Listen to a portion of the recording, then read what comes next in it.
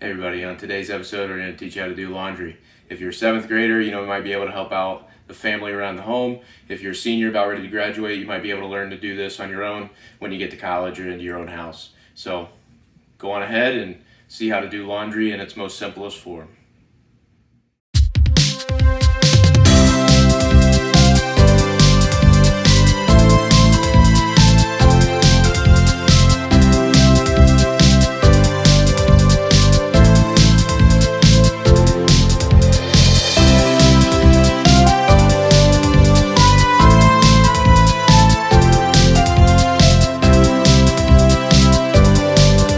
Put my clothes in. You don't really have to spread them out to make them even. Kind of the new style tubs will do that itself. The older style tubs will have kind of an agitator in the middle. It'll be like a cylinder that you would have to make an even line of dirty clothes with. Okay, so then the next thing, you got to figure out where to put the soap. For ours, we put it in this here. It's a little dirty, but so here it says liquid detergent, and if you're using powder, so there's two different types of soap, just regular powder or kind of what is more popular now at the moment is kind of the liquid detergent. We're only putting in detergent, which you can see this is labeled.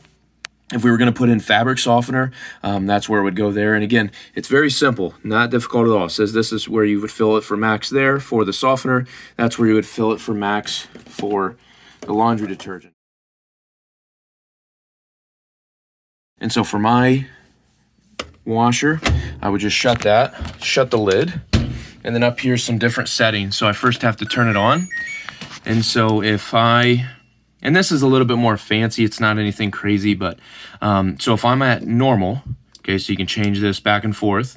On my personal one, you have just a normal mode, and over here then it'll tell you warm water, cold water, hot water, but for the normal it'd be warm. The spin, if it's going to be high, the soil of the clothes, normal, and then there's some other things that you can kind of figure out. So it's real nice because let's say we wanted to wash bedding. It tells us there that it would be a warm water, medium spin, and then a normal level of soil. So let's say it was a really heavy soil that you'd be able to change it. So if I wanted to change the temperature to cold, I'd be able to do that. Okay, and notice if you do change some of this stuff, it'll change the time of the wash. So 66 minutes for cold, 63 minutes for warm, 65 minutes for hot. So it just gives you an idea. So I'll go back to normal and hold this start. It's that simple. The door locks, and there we go. It'll start kind of doing all of the sensing and leveling. If we did have to add something else, it wouldn't be difficult. All we'd have to do is hold for a pause. It'll pause, the door will unlock, and then we can add whatever we need to add in there. And now that your laundry's done, we're just going to take it from the washer, put it into the dryer. In there, we're going to check the lint trap. This is where all of the lint gets trapped. That's hence why it's called a lint trap. This is pretty clean at the moment. You want to make sure you clean that out to make sure you don't get any buildup, and then potentially could cause a fire. Sometimes lint traps can be up towards the top, but the majority of the ones that I've seen are in the front.